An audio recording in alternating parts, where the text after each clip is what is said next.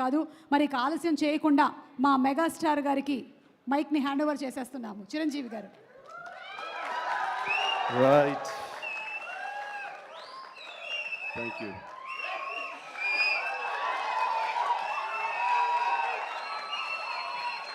ఒక్క నిమిషం, ఉత్త గ్యాసే, సౌండ్ వచ్చిందా? రావట్లేదు.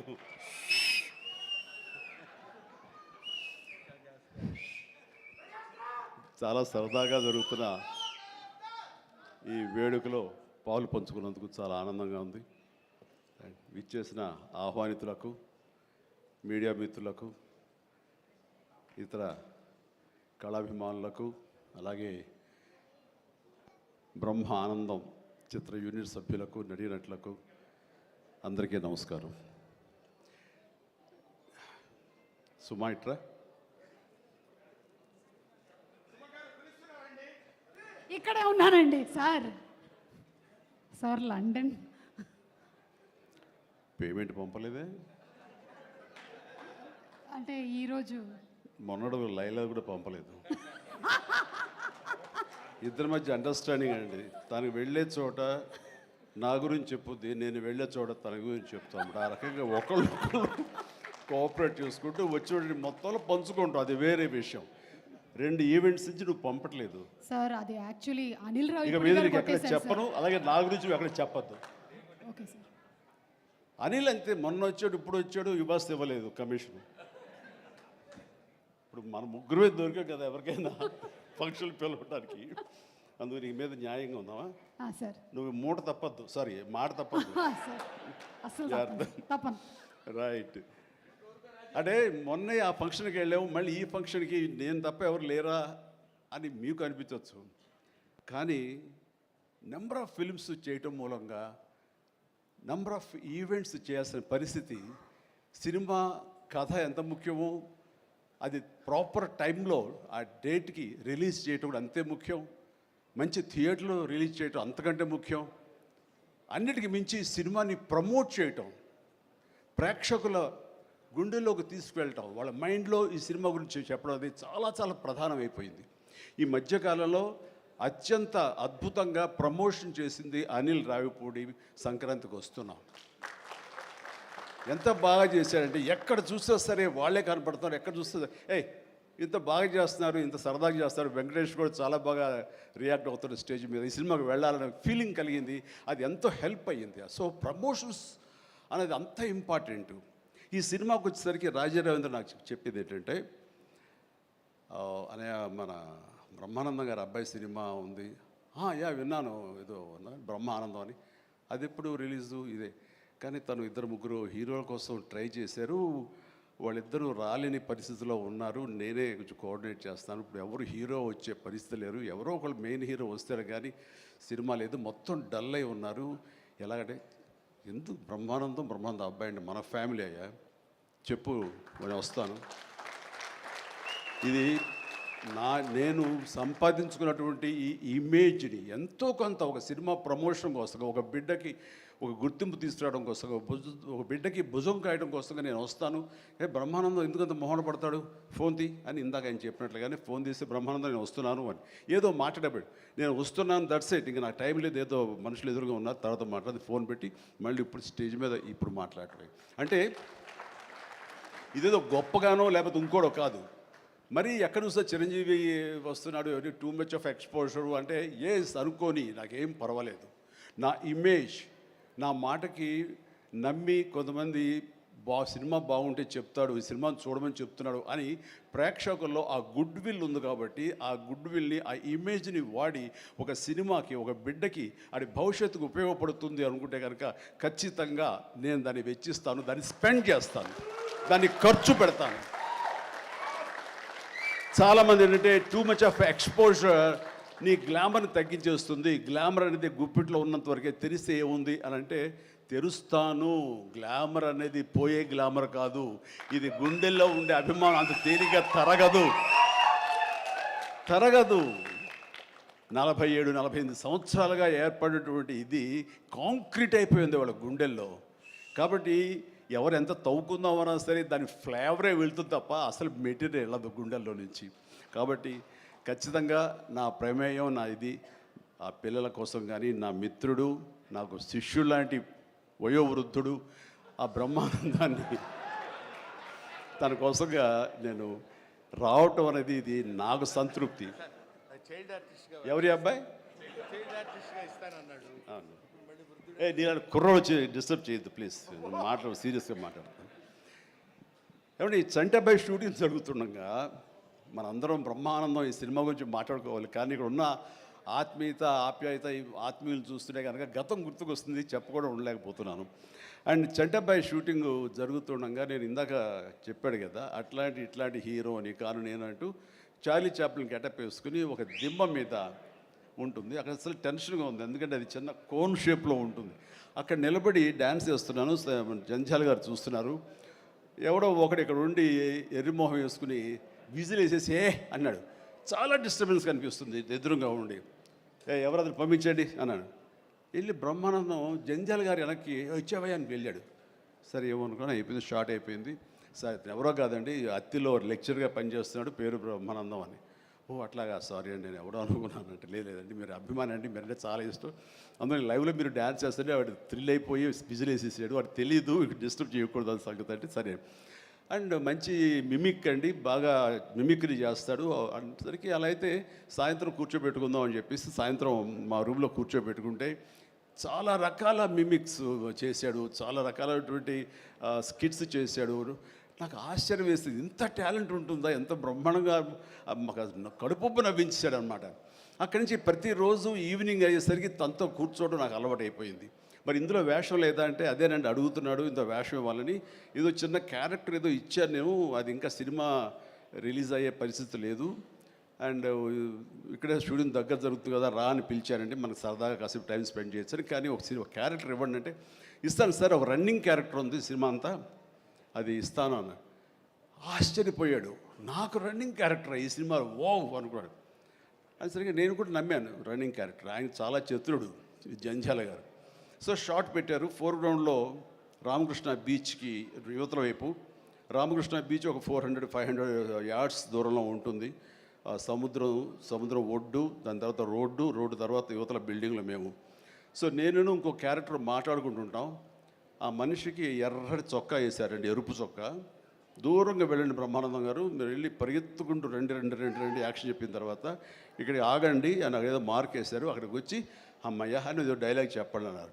అలాగే సార్ యాక్షన్ అన్నారు. బ్రహ్మానందం పరిగెత్తుకుంటూ వస్తున్నాడు. ఈలోగా మేము చేసిన సీన్ మేము చేసిన తర్వాత కట్ సార్ వెళ్ళిపోదాం అన్నారు. అని ఇంకా వస్తూనే ఉన్నాడు. మేము కెమెరా తీసుకుని వెళ్ళిపోయాం.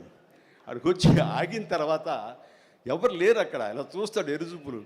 సార్ అదేంటి సార్ నన్ను రమ్మన్నారు, అంత వెళ్ళిపోయారండి సార్, రన్నింగ్ క్యారెక్టర్ అయ్యా ఇది అయిపోయిందిగా అన్నాడు. రన్నింగ్ క్యారెక్టర్ ఇదే సార్, సినిమా అంతా రన్ ఉంటుందేమో అనుకోండి, అంటే త్రౌట్ క్యారెక్టర్ రన్నింగ్ క్యారెక్టర్ అంటాం, అది అనుకున్నాను సార్ అని ఆ చొక్కా రంగు ఏ వేశారో మొహంలో అదే కనిపించింది, ఆ ఎరుపుదనం.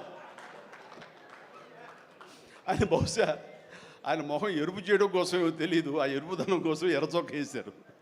అట్లాగా అది మొదలు అక్కడి నుంచి ప్రతిరోజు అతను ఏడిపించడం, మేము సరదాగా రిక్రియేట్ అవ్వడం, రిక్రియేషన్ అతను మాకు. అలా అయిన తర్వాత షెడ్యూల్ అయిపోయిన తర్వాత నాకు అనిపించిందండి, అది ఇక్కడ చెప్పాల్సింది, ఇంత టాలెంట్ ఉన్న మనుషులు ఇట్లాగే ఉండిపోతే ఇక్కడే అణగారిపోతారు, ఇక్కడే కనుమరుగైపోతారు. ఇది చెన్నై తీసుకెళ్తే దెన్ మెడ్రాస్ తీసుకెళ్తే మనతో పాటు ఉంచుకుంటే మనకున్న పరిచయాలకు అందరితో పరిచయం చేస్తే ఇలాంటి టాలెంట్ ఇంత కొత్తదనంగా కామెడీ చేస్తూ అలరిస్తుంటే ఇలాంటి వాళ్ళకి జస్ట్ భుజం చేయూతను అందిస్తే, భుజం కాస్తే కనుక వీళ్ళకి ఎక్కడికో వెళ్ళిపోతారు కదా, ఆ పని ఎందుకు చేయకూడదు, ఎందుకో స్ఫురణకు వచ్చింది.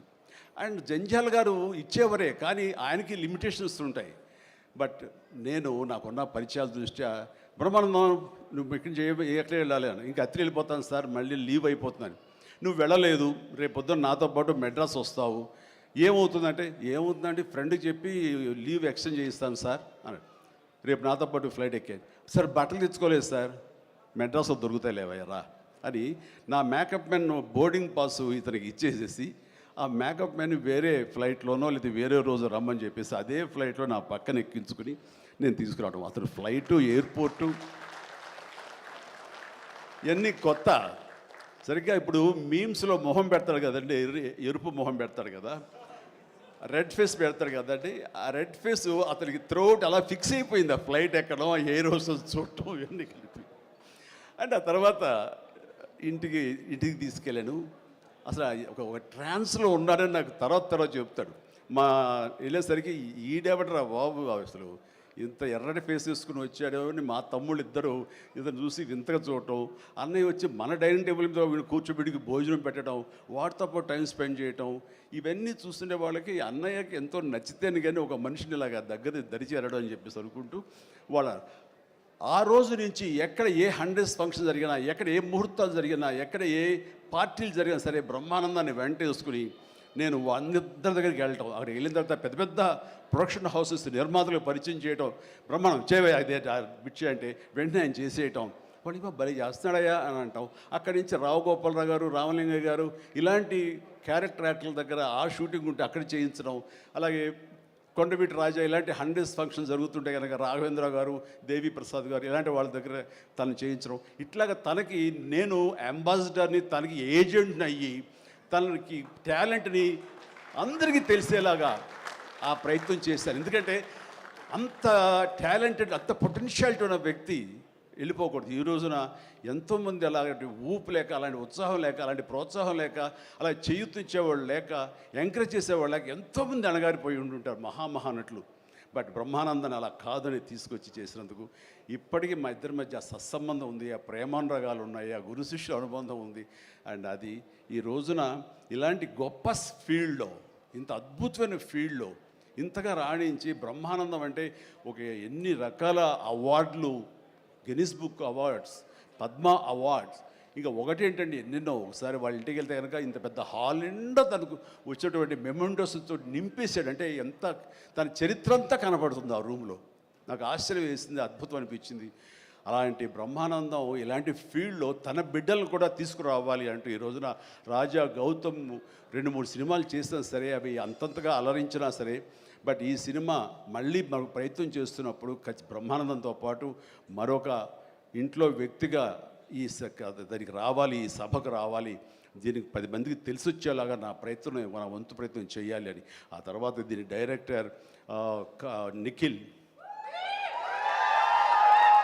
యంగ్స్టర్స్, ఈ యంగ్స్టర్స్ యొక్క థాట్స్ చాలా ఫ్రెష్గా ఉంటాయి. ఇలాంటి ఫ్రెష్ థాట్స్, ఇలా మోడర్న్ టేకింగ్ తోటి వాళ్ళు ఖచ్చితంగా జనం పల్స్ బాగా తెలిసిన వాళ్ళు కాబట్టి వాళ్ళు తీయాల్సిన విధంగా ఇది అద్భుతంగా తీస్తారని, సరిగ్గా February 14th ఈ సినిమా వస్తుంది, అలరిస్తున్న ప్రగాఢమైన నమ్మకం నాకుంది. కాబట్టి ఈ సినిమాని డైరెక్ట్ చేసినటువంటి నిఖిల్కి, అలాగే రాహుల్కి నిర్మాతకి, అండ్ మిగతా సభ్యులందరూ ఎవరైతే ఉన్నారో టెక్నీషియన్స్, మన సార్ పేరున మ్యూజిక్ డైరెక్టరు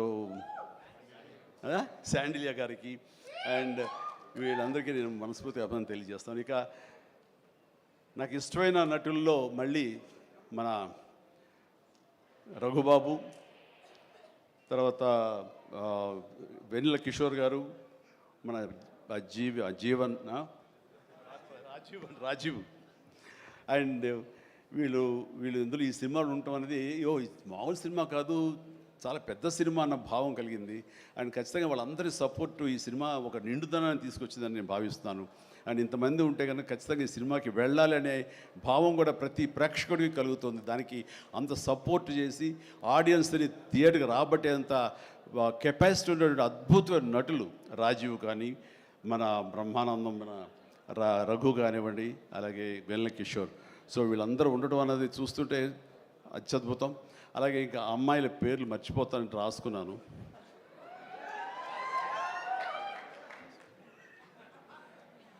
ప్రియా, ఐశ్వర్య, ద్వివేజ,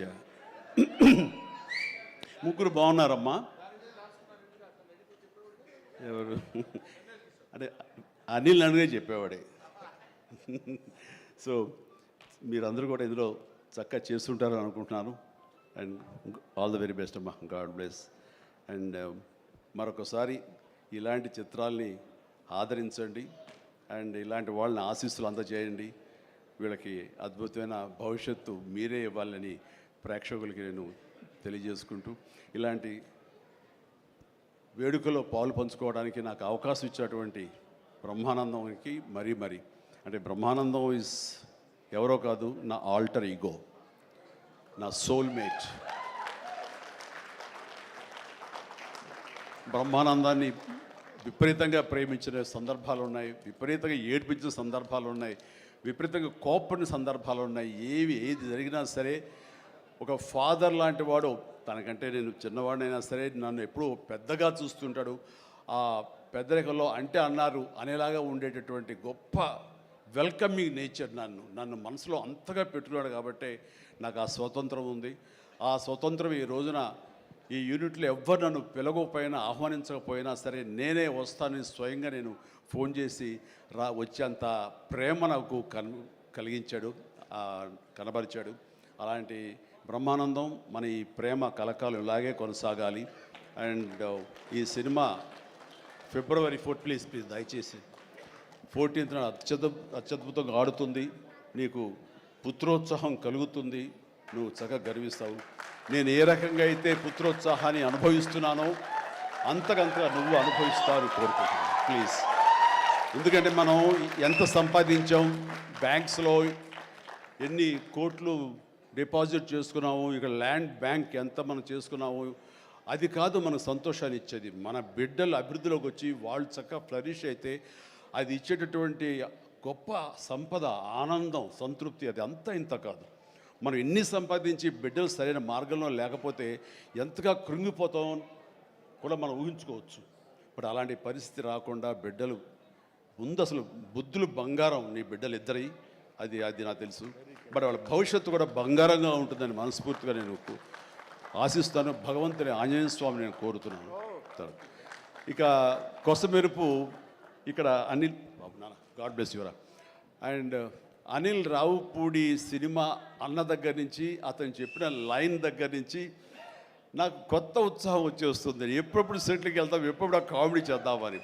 అంటే ఈ మధ్య పొలిటికల్గా వెళ్ళినప్పుడండి, పాలిటిక్స్లో ఉన్నప్పుడు ప్రతిరోజు స్ట్రెస్ఫుల్ అండ్ ఎంతో సరదాగా ఉత్సాహంగా ఉండేవాడు నేను సినిమాల్లో ఉండగా. అక్కడికి వెళ్ళిన తర్వాత ప్రతిదీ స్ట్రెస్సే. అన్నవాడిని అననవాడిని కూడా తిట్టాలి, ఏం తిట్టాలి తిట్లు రాసుకుంటూ మొత్తం స్ట్రెస్ఫుల్గా ఉండేది. కొన్నాళ్ళు పోయిన తర్వాత మా ఆవిడ అడిగింది, ఏంటండి మీరు దేనికి స్పందించట్లేదు, దేనికి పెద్ద నవ్వటం లేదు, ఏమైంది? ఏమో నాలో హాస్య గ్రంథులు దొబ్బేసాయేమో అన్న ఫీలింగ్ నాకు వచ్చింది ఈ పొలిటికల్గా. అందుకని మళ్ళీ 150 సినిమా తర్వాత ఎక్కడో కొంచెం నిద్ర లేచి నవ్వడం మొదలుపెట్టి ఈ సినిమాతోటి నాలో ఉన్న హాస్య గ్రంథులు మళ్ళీ తిరిగి హాస్యం తారాస్థాయికి వెళ్తుందని ఆశిస్తున్నాను. అండ్ కూర్చున్నప్పుడల్లా అతని ఎనర్జీ అంత ఇంత కాదు. ఆ చెప్తుంటే నాకు వచ్చేస్తుంది అనమాట. అతను ఏదో చెప్తుంటే నేను ఇంకోటిదే చెప్పేస్తాను. అట్లా ఇద్దరం ఒకళ్ళు కంట్రిబ్యూట్ చేసుకుంటూ ఇలాంటి యంగ్ డైరెక్టర్ దగ్గర చేయటం మూలంగా నేను మళ్ళీ కొత్తగా ఆవిష్కరించుకున్నట్లు ఉంటుంది. అండ్ అన్నాను, మనది వైన్ ఓల్డ్ వైనే, బట్ న్యూ బాటిల్ అది నువ్వు. కాబట్టి మన కాంబినేషన్ డెఫినెట్గా మళ్ళీ కొడతామంటే సందేహం లేదు, నాకు ఏ డౌట్ లేదు. ఖచ్చితంగా కొడతాం అండ్ ఖచ్చితంగా ఉంటాడు. అండ్ చాలా సంతోషం. ఎవరో చెప్తున్నారు ఉంటారు సార్, ఖచ్చితంగా చైల్డ్ క్యారెక్టర్ ఏంటి? చాలా సంతోషం అంటే చాలా కాలాతీతం అయింది అండ్ చాలా సంతోషంగా ఉంది. అండ్ మరొకసారి యూనిట్ సభ్యులు ప్రతి ఒక్కరికి నాగాశ్విన్ ఇప్పుడే అంటున్నాం. నాగాశ్విన్ అన్నాడు, సార్ సినిమా ఎప్పుడు ఫినిష్ చేస్తావయ్యా అని. సార్ త్వరగా చేసేసేయాలనిపిస్తుంది సార్, టైం వేస్ట్ చేయకండి సార్, వాల్యుబుల్ టైం ఇది, మీరు మంచి ప్రైమ్ యూత్లో ఉన్నారు అండ్ త్వరగా చేసేసేయండి అంటే. అదే సార్ థ్యాంక్ యూ సార్, మీరు అంత ఇదిగా అంటారంటే నేను ఊరికనే అంటలేదు, త్వరగా ఫినిష్ చేసి నాకేదైనా ఉపయోగపడి నా గురించి ఆలోచిస్తాను అని. అంటే ఇలాంటి యంగ్స్టర్స్ చేస్తే కనుక మనం కొత్త ఉత్సాహంగా ఉంటుంది, కొత్తగా మా ఎనర్జీ ఉంటుంది. ఆ ఎనర్జీతోటి మళ్ళీ ప్రేక్షకుల్ని అలరించే సినిమాలు రాగలిగితే కనుక వావ్, అంతకని ఏం కావాల్సినే ఉంది. అంటే ఈ జన్మంతా ఇంకా రాజకీయాలకి దూరంగా ఉంటూ సినిమాలకి అతి దగ్గరగా ఉంటూ హక్కును చేర్చుకుంటూ ఆ కళాన్ని తలుతూ ఉంటారు. అది అంటే చాలామందికి డౌట్లు వస్తున్నాయి, ఏంటి కొంచెం అటు వెళ్తాడా ఏంటి, వాళ్ళకి పెద్ద వాళ్ళందరికీ దగ్గర అవుతున్నాడు, వాళ్ళందరూ దగ్గర చేసుకొని ప్రయత్నం చేస్తున్నారు అంటే కాదు. మరో రకంగా సేవలు అందివ్వడం కోసంగా చేయడమే తప్ప అంతకు మించి పొలిటికల్గా వెళ్ళటం అనేది లేదు. ఆ డౌట్ పెట్టుకోవద్దు my dear friends, media friends. లేదు, పొలిటికల్గా వద్దు. పొలిటికల్గా ముందుకు వెళ్ళటానికి నేను అనుకున్న లక్ష్యాల్ని, నేను అనుకున్న సేవాభావాల్ని, ఆ సేవల్ని చేయడం కోసంగా పవన్ కళ్యాణ్ ఉన్నాడు, ముందుకు వెళ్తున్నాడు. Yes, thank you so much, love you all. Brahmanandam మరొకసారి పెద్ద హిట్ అవుతుంది, అవ్వాలి. దాన్ని మీరందరూ హక్కును చేర్చుకోండి, మీ ఆశీస్సులు ఇవ్వండి. బిడ్డ గౌతమ్కి మంచి భవిష్యత్తు అందివ్వండి. ఆ తండ్రికి పుత్రోత్సాహం నిండుగా మెండుగా పొందే అవకాశాన్ని మీ చేతుల్లో ఉంది. మీ ఆశీస్సుల వలన వస్తుందని ప్రగాఢంగా నమ్ముతూ ముగిస్తున్నాను. Thank you so much. Suma, payment sir Anil గారి అకౌంట్లోకి వేసాను సార్. రాజీవ్ మొత్తం అంతా మీ ఇద్దరు తీసేసుకున్నారా? నాకు ఇబ్బంది చెప్పండి అయ్యా. Thank you so much Chiranjeevi garu, as usual for your sense of humour. And మీరు చెప్పినట్టుగా ఆ సెన్స్ ఆఫ్ హ్యూమర్కి తగ్గట్టుగా